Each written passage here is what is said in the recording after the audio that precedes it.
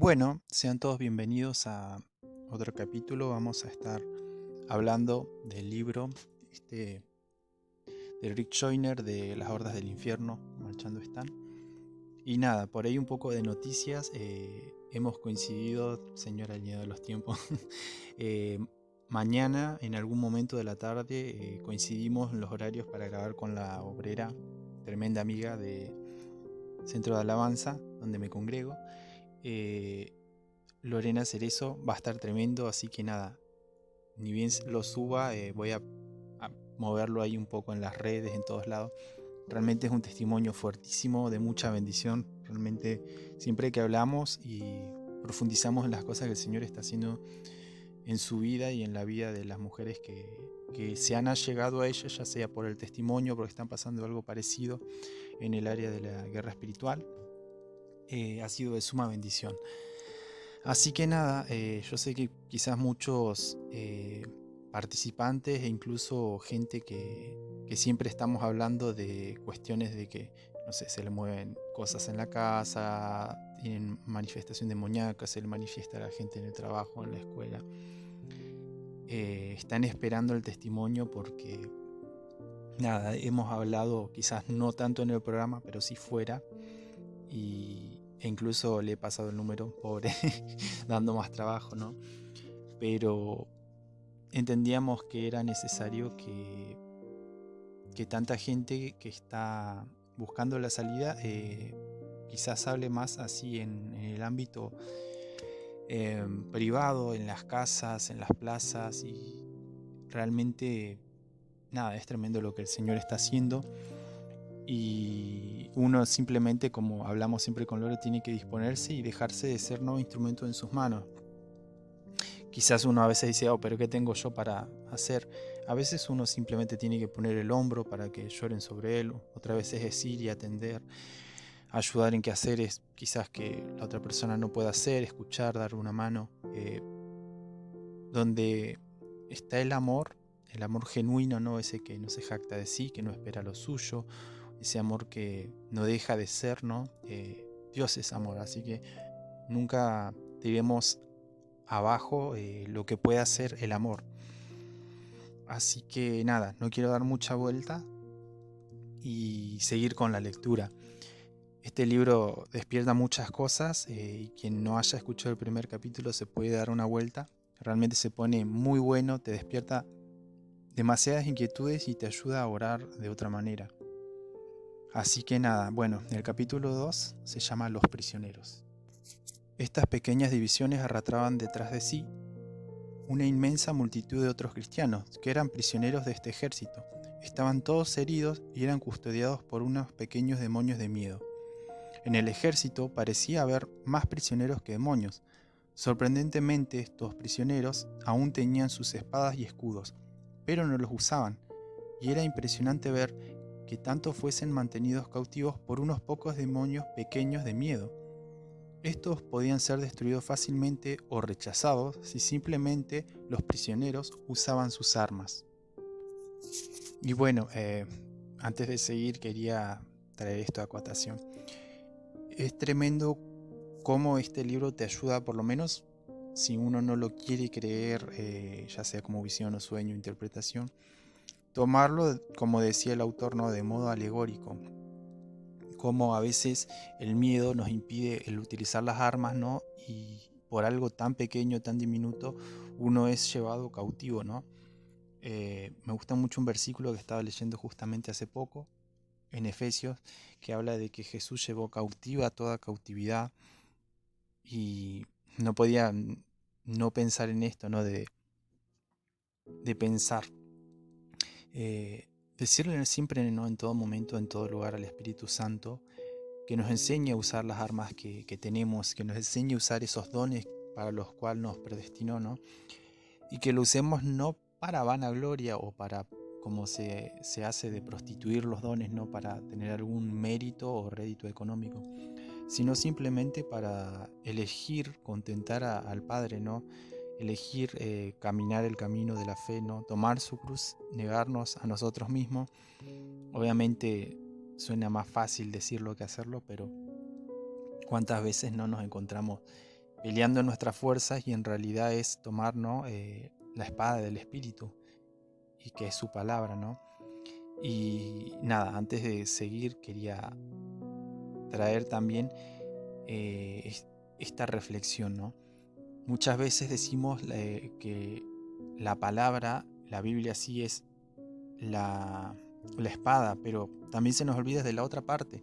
La palabra misma habla de dos tipos de diferenciación de palabra, que es logos y rema. Logos es la palabra escrita y rema es la palabra de lo que Dios te habla personalmente.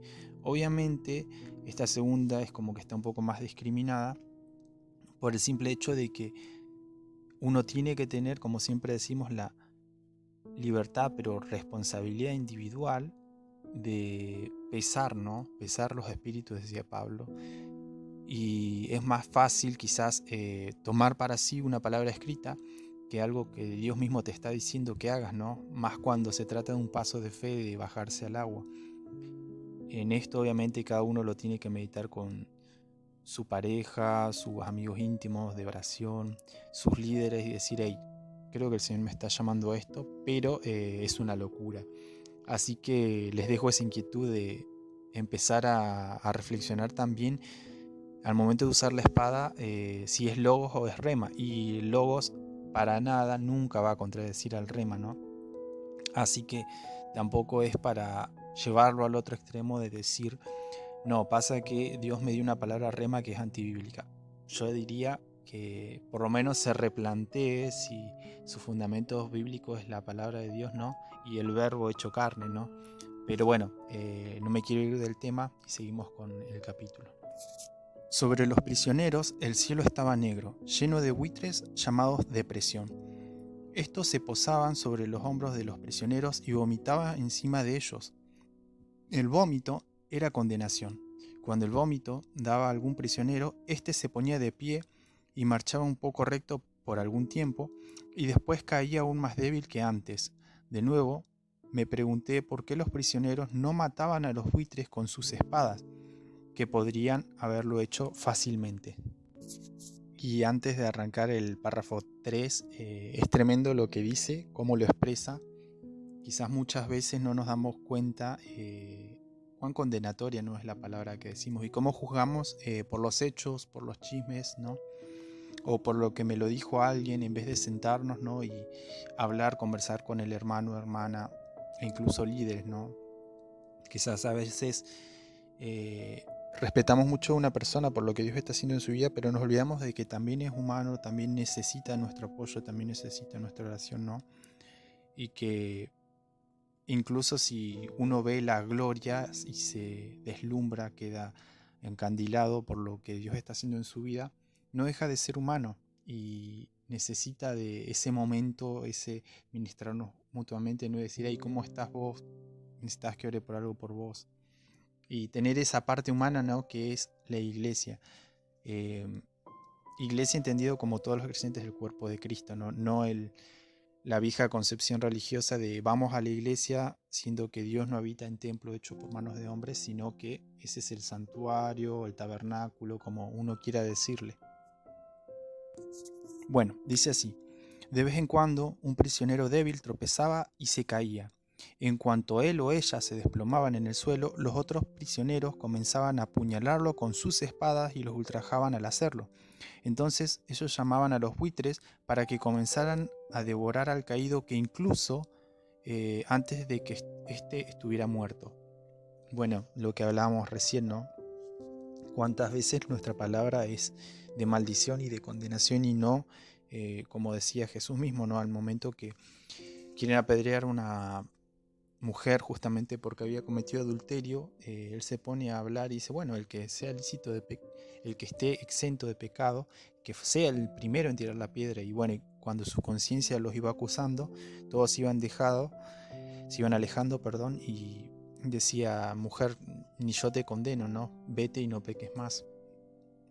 Yo entiendo que a veces uno tiende a ser más estricto con el otro, ¿no? Y a veces es más fácil también enojarse, pegar dos gritos cuando alguien más nos falla, nos pasa algo. pero al momento de uno tener que juzgarse sus errores, quizás el otro hizo exactamente lo mismo, pero no lo hice yo per se, ¿no? Tiende a ser mucho más bueno.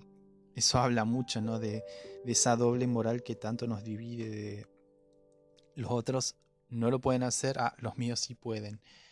Eh, con esa clase de justicia no vamos a llegar a ningún lado, y yo creo que tanto este pequeño párrafo que parece no decir nada dice mucho. En especial me asombra y me trae cierta compunción del corazón, diciendo que llamaban ellos mismos a los buitres y estos empezaban a devorarlo incluso antes de que éste esté muerto. Nada, es para pensar mucho, y da para reflexionar cómo a veces uno no, entrando atraído por el mismo amor, no refleja para nada el amor de Dios, no refleja para nada el amor de Cristo, y es cuestión de sentarse y decirle: ¿qué decís que haga en este caso con esto que está ocurriendo con esta persona, Espíritu Santo? Y si uno realmente escucha, que todos deberíamos poder oír su voz, porque Él no nos crió para vivir de un modo agnóstico, ¿no? El cielo y tierra están separados, ya no hay conexión. Justamente fue lo que vino a hacer Jesucristo en la cruz, ¿no? A restaurar lo que se había perdido con creces. Porque, bueno, ya que viene el libro, la primera vez en la historia que un demonio es echado de una persona es cuando llega Jesús, y esas fueron las primeras grandes proezas de Jesucristo en persona, ¿no? E incluso fue tal que decía: ¿qué clase de doctrina es esta, no? Que incluso los demonios se le sujetan. Y bueno, los religiosos le acotan el problema de decirle: hey, por el dedo de Belcebú echa fuera demonios. Bueno, y él trae esta gran parábola que dice: hey, el pecado contra el hombre se les va a perdonar, pero no si blasfeman contra el Espíritu Santo, haciendo locución, ¿no? De que nadie puede echar en sus fuerzas a un demonio, sino que el Espíritu Santo lo permite, y de alguna manera uno se conecta y hace lo mejor posible para hacer lo que el Espíritu Santo está esperando que hagamos, ¿no? Para que esta entidad que ya fue vencida en la cruz, vuelva a su lugar. El Señor nos ha llamado a gobernar, ¿no? Y lo ideal sería que usemos la espada justamente contra el enemigo, contra las tinieblas, en la medida que el Señor nos entrene y nos mande, ¿no? Tampoco uno tiene que ir y ponerse a guerrear con todo el mundo sin que Dios te mande, porque ahí uno claramente está en desobediencia. Me gusta mucho, quizás no es el mejor ejemplo, pero cuando un militar, cuando alguien de autoridad manda a un peón, si se quiere, usted tiene que ir a hacer lo justo y necesario, no de más ni de menos, porque en ambas estaría en falta. En esto es exactamente lo mismo. De hecho, en un momento que a Jesús lo manda a llamar, alguien que estaba a cargo de gente, le dice exactamente eso mismo: yo soy hombre de ta, y si yo digo a tal, este va y viene. Dice: si solo dices la palabra, él será sano. Entonces el Señor le dice: wow, qué grande es tu fe. Y es para reflexionar, ¿no? Cuando Dios habla, uno tiene la voluntad de sujetarse y hacer, o abstenerse. Obviamente Él es un Padre perdonador y no siempre nos va a condenar cuando estamos en falta, pero sí lo va a tener en cuenta a la hora de la próxima vez decir: che, pero la última vez que te mandé a hacer no hiciste, no respondiste. Y es ahí donde uno se tiene que poner a cuentas y no traer excusas, pero decir: mira, tal cosa me da miedo, tal otra, no sé cómo continuar, ¿no? Y lo ve con el líder y ve lo que el Señor les va guiando, porque en definitiva muchos somos los llamados, pocos los escogidos, y parte de ser escogido es justamente responder al llamado. Y como es algo personal, obviamente involucra a un colectivo, en el sentido de que hay familias, hay amigos cristianos, hay congregaciones, hay pequeños grupos fuera de las congregaciones, de gente de diferentes congregaciones que mantiene amistad, ¿no? Y se van respaldando juntos en todo lo que es el camino de la fe, ¿no? Pero bueno, sigamos con el libro, pero algo que me gusta es esto, lo que despierta, lo que genera y nada, si va generando interés o tienen otro tipo de interpretación a lo que estamos leyendo, tengan la libertad de dejarlo en los comentarios. Al mirar comprendí que estos prisioneros pensaban que el vómito de condenación era verdad de Dios. Entonces entendí que lo que estos prisioneros pensaban realmente, que estaban marchando en el ejército de Dios. Esta es la razón por la cual no mataron a los pequeños demonios de miedo o buitres. Pensaron que eran mensajeros de parte de Dios.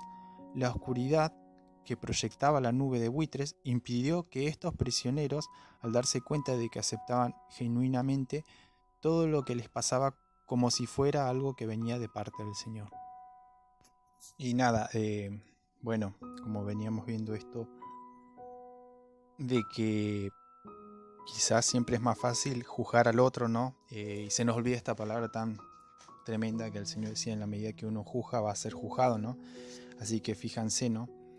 Incluso en otra parte él dice, hipócritas siempre imponen, y me gusta esa palabra, de coerción, le imponen, no es que te preguntan o te proponen, no, te imponen, como hacen las tinieblas, los religiosos toman esa manera de moverse, ¿no?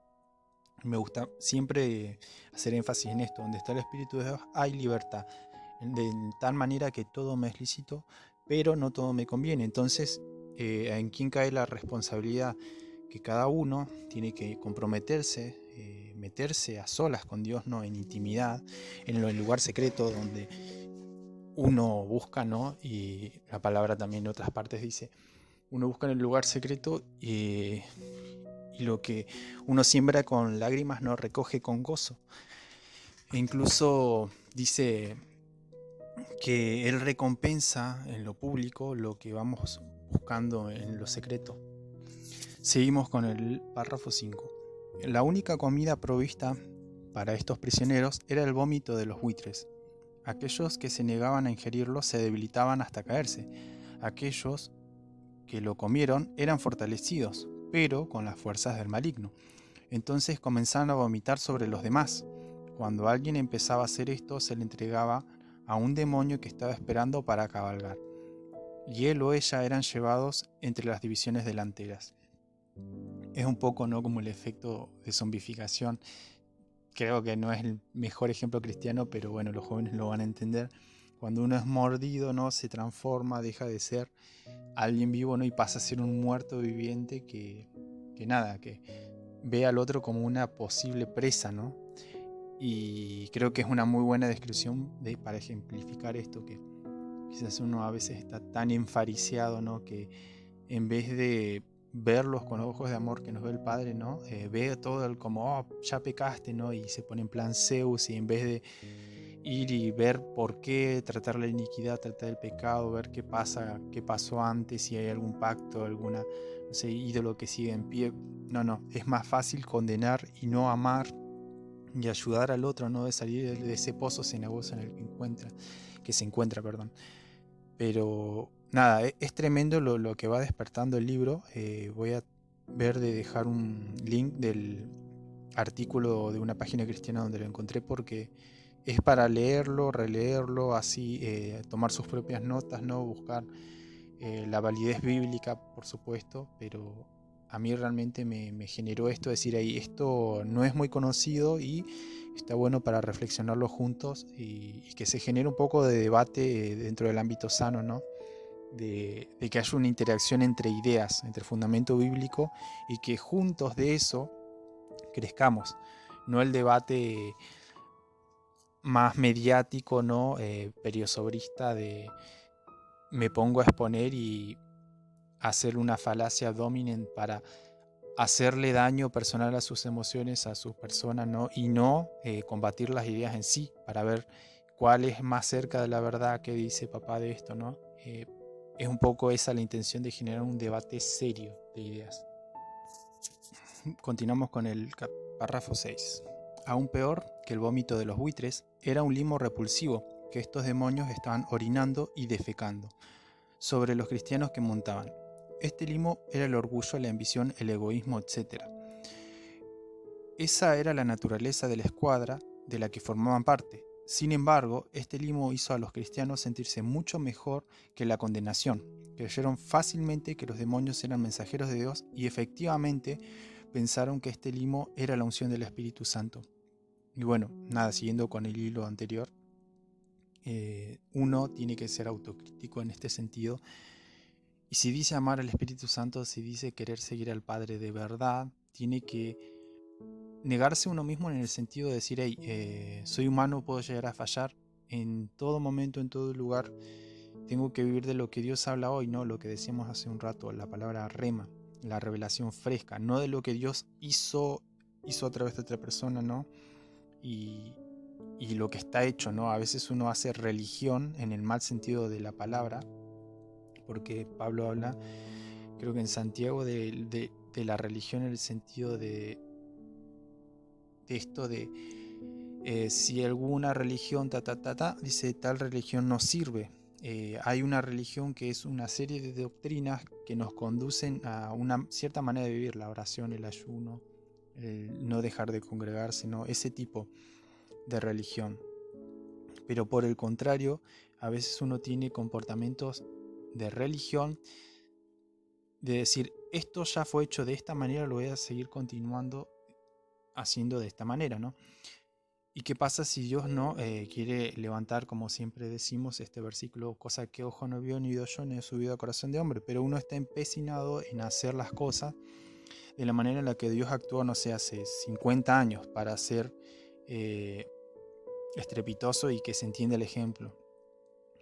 Y es ahí donde chocamos, ¿no? Que incluso Dios se puede manifestar para no entregarnos, ¿no? En vergüenza. Pero en el momento oportuno que nos ponemos a hablar a serias, a secas, así como en serio, Él nos dice, hey, pero en realidad yo te había mandado a hacer esto y vos pensaste que eso, no sé, se salía de tu doctrina, se salía de tu religión, se te iba a juzgar. Y ahí también caemos en esto que es la presión social. Muchas veces se está condenando a alguien y para no ceder ante la presión social y quedar como el hereje, nada, se nos cuesta esto de decir, no, ¿sabes qué? Tal cosa no me parece, no me quiero prender en esto porque, nada, no me parece, creo que va en contra. Y a veces es fácil también decirlo de este lugar, pero siempre que estamos hablando de esta manera, en mates, en un ratito que nos saludamos en algún lado, siempre estamos hablando de este tipo de cosas porque en buena hora los jóvenes de esta generación se están replanteando, no todo, pero sí lo que estuvimos viendo hasta el momento y para su gloria no hay, está viendo cosas que confirman que vamos por un buen camino y que en definitiva estamos en un momento en que es difícil ser un libre pensador en el sentido de que se toma algo, esto es así y se impone desde los estados, se impone desde los gobiernos. Y si uno no lo hace, no, es un crimen de odio, como ellos bien dicen, ¿no? E incluso uno, lo digo desde el conocimiento de que tengo amigos y familiares que están estudiando medicina, ya llegó a tal punto que uno no puede negarse a no practicar un tipo de homicidio si está en el, en el seno materno, ¿no? No se puede decir mucho la otra palabra porque enseguida te censuran, pero es momento no de sentarnos a repensar por qué cierto tipo de cosas son ideologías y no en el sentido de la palabra del diccionario que dice que es un conjunto de ideas, sino una manera de comportarse, una manera de pensar que no se propone, se impone. Una filosofía sería más, sí, un estilo de vida que uno lo propone a través de un pensador, un libro, algo, ¿no? Y nada, como siempre decimos acá, la filosofía es un ámbito que se nos ha olvidado de ahondar. Yo que no me quiero tirar rosas, ¿no? Pero creo que solo conozco al pensador Lewis, el que escribió Narnia, y muy pocos más. No conozco algún cristiano, ¿no? Que no es para ir y y desde el espíritu de Grecia, no desde la filosofía, ponerse a hablar, pero sí para contrarrestar con bases filosóficas fundamentadas en la Biblia, que no estaría para nada mal.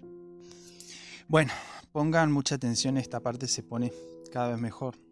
Dice: entonces la voz del Señor vino a mí diciendo: este es el principio del ejército del enemigo del día final. Este es el último engaño de Satanás y su último poder de destrucción. Se desata cuando usa a los cristianos para atacar a otros cristianos. A lo largo de las edades ha surgido este ejército, pero nunca ha podido capturar a tantos para usarlos en sus malignos propósitos.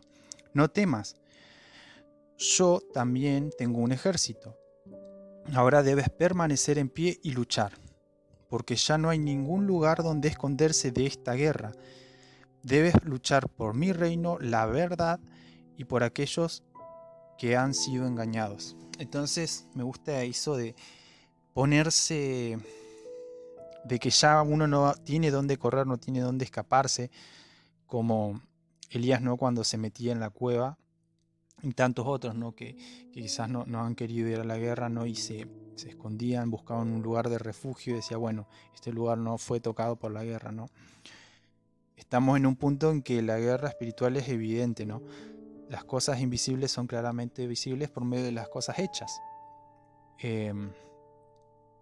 Y si bien ese versículo es tremendo, dice: de modo que nadie tiene excusa de no decir que no vemos a Dios, también podemos decir: de modo que nadie tiene excusa de decir no veo el mundo espiritual, no se ha rajado el velo en mi caso. Pero es tremendo, ¿no? Como te dice que es el principio, ¿no?, de todo el modelo de destrucción que tiene el enemigo, ¿no?, que es este ejército, ¿no?, y cómo ha capturado y ha llevado a tanto que el pueblo se termina lastimando a sí mismo, ¿no?, entendiéndose, por favor, por el pueblo de Dios, ¿no?, los hijos. Y nada, seguimos, que queda el último párrafo, y es tremendo cómo cierra el autor en lo que él considera que Dios ha puesto en su corazón. Dice: había quedado tan asqueado e irritado por el ejército maligno que prefería morirme en vez de vivir en semejante mundo. Sin embargo, esta palabra del Señor me animó tanto que empecé a gritar a los prisioneros cristianos que estaban siendo engañados, pensando que me escucharían. Cuando lo hice, pareció que todo el ejército se volvió a mirarme, pero seguí gritando. Pensé que los cristianos iban a despertarse y comprender lo que se les estaba pasando. Pero en cambio, muchos comenzaron a sacar sus flechas y a dispararme. Los demás solo vacilaron como si no supieran qué hacer conmigo. Supe entonces que me había precipitado y que había cometido un terrible error. Bueno, ahí termina el capítulo, pero no podía dejar pasar esto. ¿Cuántas veces Dios nos ha dado una palabra, no? Y no sabemos quizás a quién transmitírsela, con quién hablarlo, con quién orarlo, antes de ver cómo ejecutarlo, lo que el Señor nos ha dado. Y puede ser algo tan chiquito como: hey, anda a ver a fulano, anda a ver a mengana, porque está necesitando ayuda, ¿no?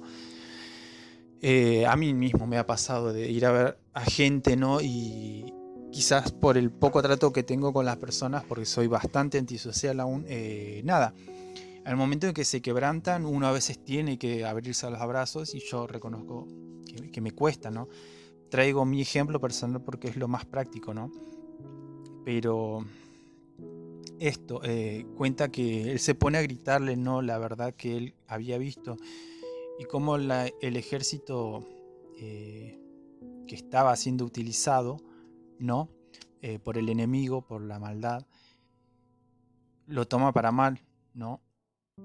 A veces, dentro del ámbito de los debates, uno, cuando expone el error, ¿no?, del pensamiento ajeno, no se da cuenta que está destruyendo su mundo, está destruyendo, todo lo que él construyó hacia el momento.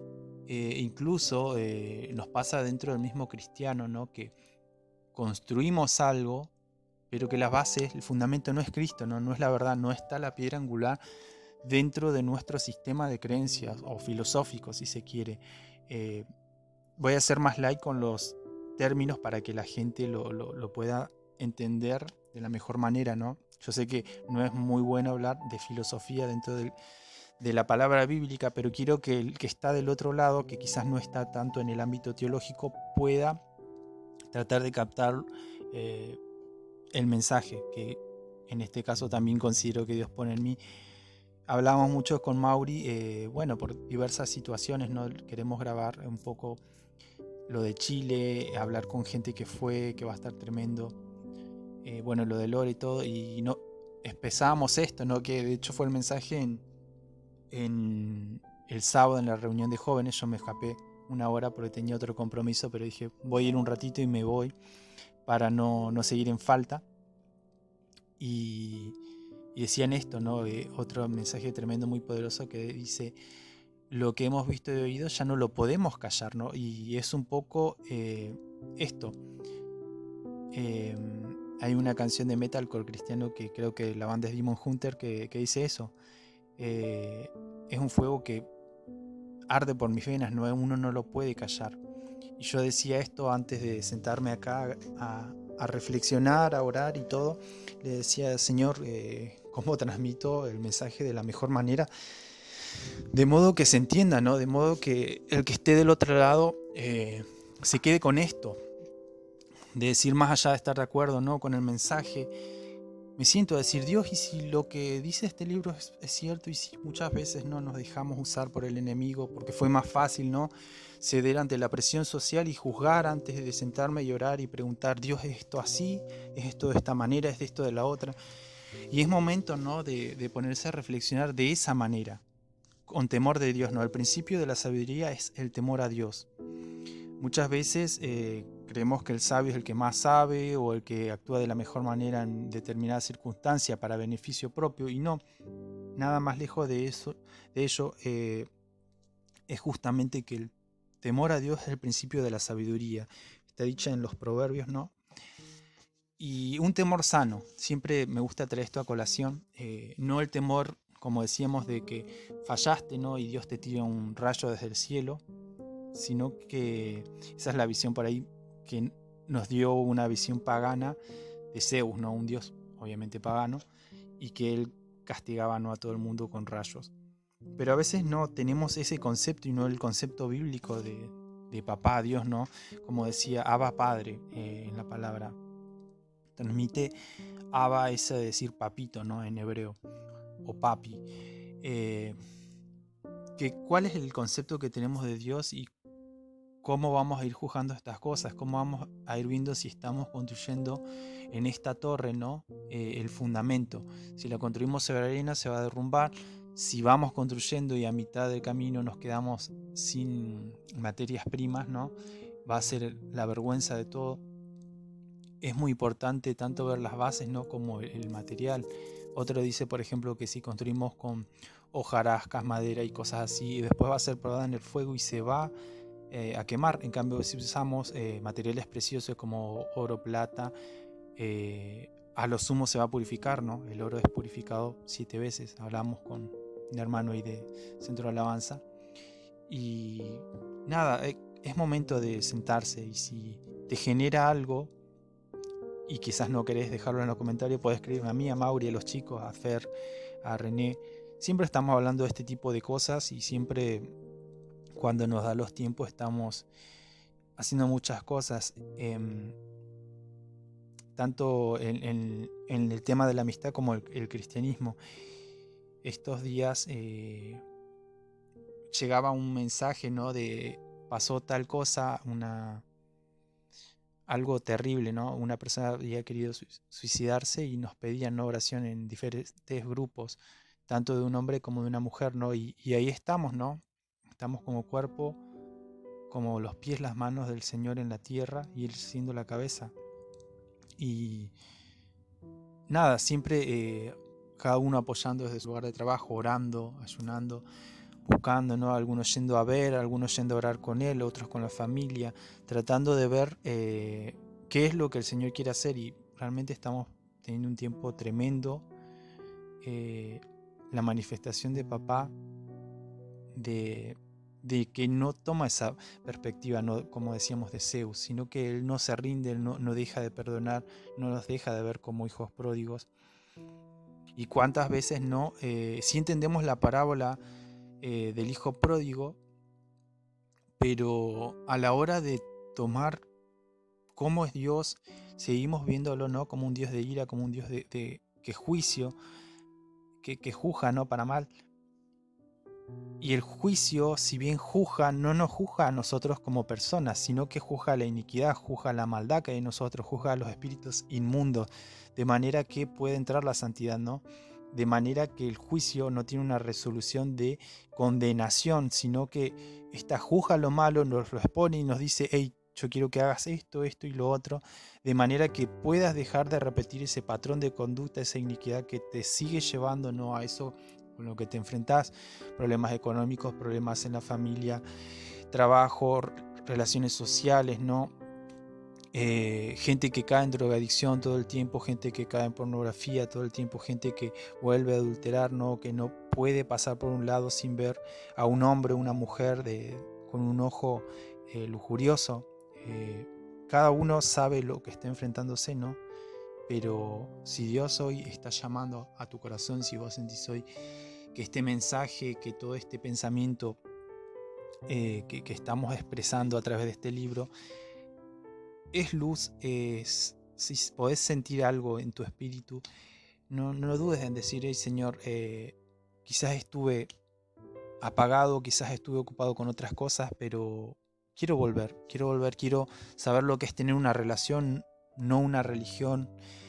Quiero saber lo que es estar comprometido, ¿no?, con el amado. Comprometido en el sentido de que en el ámbito de la pareja, ¿no?, muchos quieren sentir el abrazo, ¿no?, el coqueteo, la parte linda, pero no la parte de compromiso, ¿no? Las luchas cotidianas, el llegar a final de mes, el que a veces no tenés un buen día y tenés que aún así contestar con buena forma. Todas esas cositas, ¿no?, que son parte necesaria de una relación. Y lo mismo pasa con Dios. Muchas veces queremos toda la bendición, todas las promesas, pero no queremos tomar el compromiso, ¿no?, de ir madurando, de ir creciendo juntos y ser mansos en este sentido, porque Él no solo tiene más años de vida desde lo eterno, ¿no? Él vio todo, Él sabe, Él nos construyó, por eso decía, es imposible que no podamos oír, porque ¿por qué nos haría de una manera que no podamos oír al Padre, ¿no? Sería como autosabotarse el mismo Creador. Siéntense, mediten en el podcast, mediten en qué es lo que papá ha estado hablando a través de generaciones, qué sabemos de la palabra, qué queremos para lo que queda de nuestras vidas, ¿no? No puede malgastarlo para acumular riquezas, acumular conocimiento, acumular lo que sea. Pero si uno está haciendo tesoros en el cielo, incluso si uno no está en su mejor momento, puede frenarse y decir: Dios, lo que me dicen estos chicos, ¿no?, a través de este podcast, me movió cosas. Y no sé si sea real o no, pero necesito conocerte, necesito saber qué es lo que querés para mi vida, por qué esto se sigue repitiendo, como decíamos, ¿no? E incluso si está tanto de un lado como del otro, como vimos en este choque de ejércitos, saber que ni condenar es bueno, ni cuando uno es condenado pedir maldición para el otro, no. Hay que orar por los que nos persiguen y bendecir a los que nos maldicen. En la medida que juzgamos, vamos a ser juzgados. Y nada, no quiero seguir extendiendo esto, pero nada, realmente se está poniendo tremendo todo lo que estamos viviendo con este simple proyecto que salió de decir: hey, hacemos tal cosa. Hoy estaba escuchando una banda que se llama Emery, lo compartí ahí en mis estados, en mis redes, que es una banda cristiana muy, muy, muy poco ortodoxa. Y ellos tienen un podcast que se llama Bad Christian, que es como el cristiano malo. Y ellos surgieron de ahí, y de hecho su sesión de estudio con el que graban para la banda nace de ahí, ¿no? Y hoy es una banda tremenda. A mí por lo menos me gusta mucho y me llegan mucho sus letras, me hacen reflexionar en todo esto. Y en parte fue en gran medida esto de decir, y si abrimos un podcast de la manera que se pueda, ¿no? Y empezamos a hablar de lo que consideramos que el Señor habla en nuestro corazón, ¿no? Y bueno, así surgió el equipo. No tenemos la banda, pero bueno, ya veremos para dónde nos lleva el Señor. Por lo pronto no estamos acá interactuando con la gente que está del otro lado, a veces orando, a veces visitando, pero también somos jóvenes, tenemos nuestros problemas, dejamos de hacer muchas cosas para hacer esto. Y nada, siempre decimos, lleva lectura, lleva preparación. Yo no soy el mejor hablando, lo reconozco. Y lleva mucha dedicación el involucrarse en una causa social como es esta, gente que está pasando problemas espirituales, te lleva a cosas súper, no de confusión, pero cuando uno está en una casa y está orando y se ponen a parpadear las luces, se ponen a mover las cosas, se empieza a retorcer a alguien, ¿no? Uno tiene que tener un grado de preparación, un grado de amor para decir cómo ayuda a esta persona y qué está pasando. Los libros de ciencia me dicen que esto es imposible, que esto es, viste, no sé, algo, que el otro está teniendo un delirio, pero eso no es real, ¿no? Un pico de estrés, no, esto está vomitando verde y caminando por el techo, ¿no? Pero eso no es real, ¿no?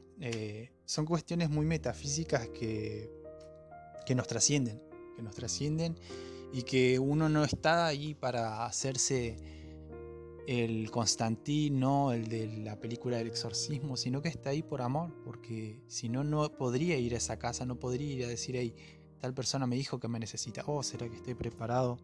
No tengo la suficiente Biblia encima, no tengo la suficiente experiencia. Y mientras que los cristianos nos estamos preguntando este tipo de cosas, ¿no? Del otro lado la gente está muriendo, está pereciendo en adicciones, atada a cosas horribles. Y nosotros decimos, Señor, ¿será que estoy listo? Y cantamos, envíame a mí, ¿no? Yo quiero ser instrumento, como dice la canción, ¿no?